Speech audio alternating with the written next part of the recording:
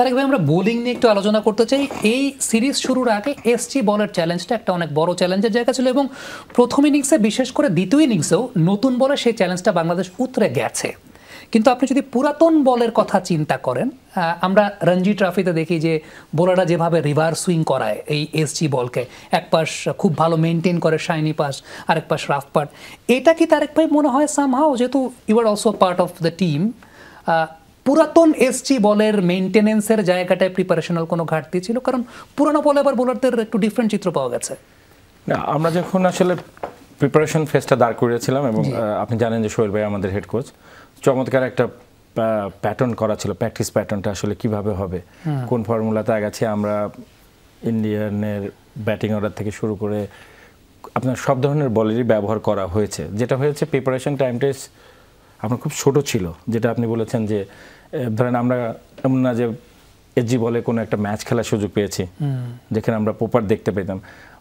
বলারদের ক্ষেত্রে যেটা হয়েছে, তারা যত দ্রুত এটাকে অ্যাডাপ্ট করা যায়, এবং এটার ব্যবহার বিধির, যেটা আমরা সবসময় বলেছি যে এটা লেনটা কোনটা হতে পারে, এটা থেকে আমরা যে ধরেন আপনার যে স্কিলটা আছে সেই স্কিলটার সর্বোত্তম ব্যবহারটা যেন আমরা প্রপার ওয়েতে করতে পারি, এবং চমৎকারভাবে আমাদের হাসান করেছে। আপনি দেখেছেন নিউ বলটাতে। ওল্ড বলের ক্ষেত্রে যেটা হয়েছে, আপনার আমরা হয়তো এখানে বসে, যেটা দর্শক যারা দেখছেন বাইরে থেকে, চিপকের উইকেটটা কিন্তু অনেক দিন পরে এই ধরনের লাল মাটির উইকেট আচরণ করেছে, এবং আপনি যদি দেখেন যে উইকেটের আবহাওয়ার কারণে যে মর্চাটা ছিল এবং যে পরিমাণ হিট থাকে, সেখানে আপনার যেটা আপনি বলেছি যে এনার্জি ফল্ট করা, যেটা আমি দেখলাম যে বলেছেন যে ফিটনেস লেভেলের যে বিষয়টা, আসলে যদি দেখেন যে যদি এই টেস্ট ম্যাচে প্রথম দিনে 17টা উইকেট পড়েছে, কিন্তু আমাদের ব্যাটাররা যদি আরেকটু সময় আমাদেরকে দিতে পারতো বলারগুলোকে, তাহলে কিন্তু আমার কাছে মনে হয় যে এই সেকেন্ড ইনিংসে আমরা যে 4টা ফেলেছি, না 4টা না হয় কিন্তু 8টা করতে পারতাম।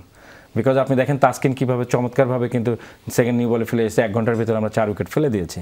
মানে আমার কাছে মনে হয় যে বলারদের যে প্রিপারেশনের যে জায়গাটা ছিল, আপনি যেটা বলেছেন যে হ্যাঁ আমরা প্রিপারেশন নিয়েছি, প্রিপারেশনের, এবং আপনি যখন মোর স্কিলফুল প্লেয়ারের এগেনস্টে আপনার স্কিলটাকে শো করবেন, আপনি একটুখানি শর্ট হলে তারা তার থেকে ফায়দা নেবে, এবং পুরান বলটার যেটা বললেন যে প্রপার ব্যবহার যদি আমরা বলি, লেনটা আসলে পিক করতে পারিনি। আমরা বল করেছি, আমরা চমৎকার বলেছিলাম, রাহিদ আমাদের ওয়ান অফ দ্য, আপনি জানেন যে কুইকেস্ট, এবং তার কাছ থেকে বেস্ট আউটকামটা বের করতে গেলে যে লেনটা পিক করতে হয়, সেই জায়গাটাতে তাই হচ্ছে আপনার প্রচণ্ড গরমের কারণে বলেন একটা বড় পার্টনারশিপ হয়ে গেছে। এই অনভিজ্ঞতা আপনার এটা দূর হয়ে যাবে কিছুদিনের ভিতরে ইনশাল্লাহ।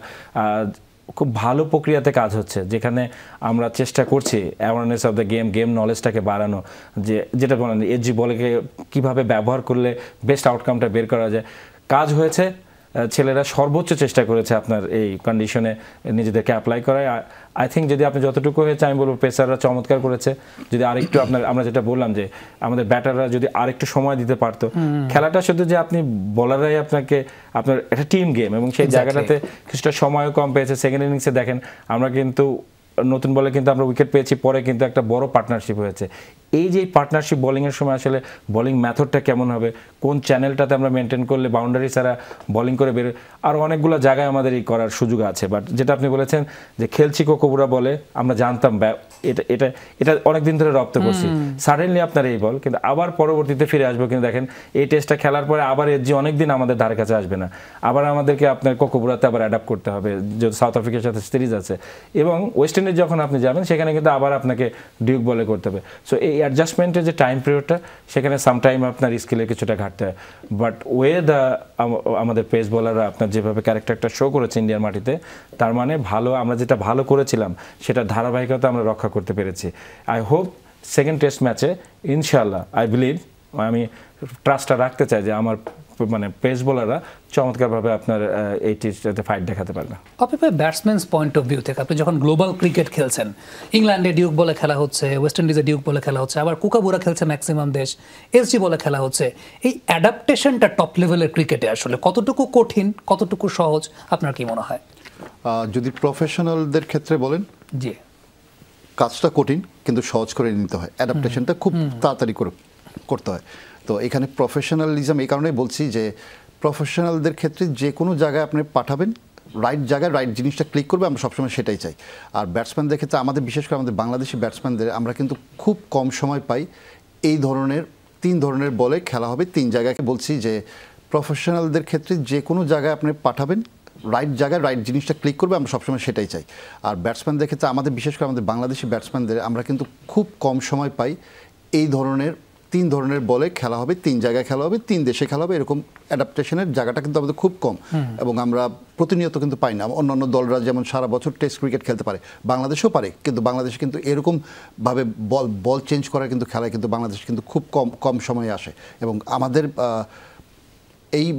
এই বছরই আমার কাছে মনে হয় যে পাকিস্তান থেকে ব্যাক করার পরে এসজি বলে ইন্ডিয়ার সাথে খেলছি, এরপরে সাউথ আফ্রিকার সাথে আবার সাউথ আফ্রিকার সাথে কোকোবুরায় খেলবো, ওয়েস্ট ইন্ডিজে গিয়ে ডিউক বলে খেলবো। এটা কিন্তু অনেক বছর পরে কিন্তু হচ্ছে। এই অ্যাডাপ্টেশনটা আমার কাছে মনে হয় যে ট্রেনিংয়ের মাধ্যমেই একমাত্র সম্ভব, যে না নিজেকে শুধরে নেওয়া এবং রাইট লেন্থ অ্যান্ড লাইন কোথায় হবে আমার পুরাতন বলে স্পেশালি। তো এটাও কিন্তু আপনার প্র্যাকটিসের মাধ্যমেই করা উচিত, যেটা কিনা সম্ভব, যদিও খুব অল্প সময় প্র্যাকটিস সেশনগুলোতে থাকে। তারপরে যেহেতু আমাদের কোচরা যেভাবে কাজ করে যাচ্ছেন, আই বিলিভ যে না সেখানে ভালো কিছু করা সম্ভব। কিন্তু একটা জিনিস মাথায় রাখতে হবে যে পুরন বলের লাইন অ্যান্ড লেন্থ নতুন বলের মতো হয় না। নতুন বলে আমরা যেমন ইন্ডিয়াকে কিন্তু করতে দেখেছি, তারা কিন্তু নতুন বলটা ব্যাটসম্যানকে উপরের দিকে করেছেন, আবার বেশি উপরে না, যেটা কিনা হাফ বলিয়ে যায় সেটাও কিন্তু না। আমাদের পেস বলারদের প্রথম ইনিংসে কিন্তু লাইন অ্যান্ড লেন্থটা একটু ব্যাকওয়ার্ড ছিল, কিন্তু বাট হাসান মাহমুদ উপরে করেছেন বিদায় কিন্তু উইকেটগুলো পেয়েছিলেন। তো সেখান থেকে আমার কাছে মনে হয় যে বলারদের আরও একটু যেভাবে ট্রেনিং করা হচ্ছে, যেভাবে আমাদের কোচরা ট্রেনিং করাচ্ছেন, আরেকটু মাথাটা আনা উচিত যে কোন লেন্থে আমি কোথায় কোন ব্যাটসম্যানকে কোন লেন্থে বোলিং করব আর বলের কন্ডিশনটা তখন কেমন থাকবে। তো এইসব বিষয় কিন্তু খুব কুইকলি কিন্তু ট্রান্সফর্ম করতে হয়। এই জিনিসগুলো যদি করতে পারে আমার কাছে মনে হয় যে অবশ্যই ভালো কিছু করা সম্ভব। টপ লেভেলের ক্রিকেটে অ্যাডাপ্টেশনটা খুব তাড়াতাড়ি জরুরি।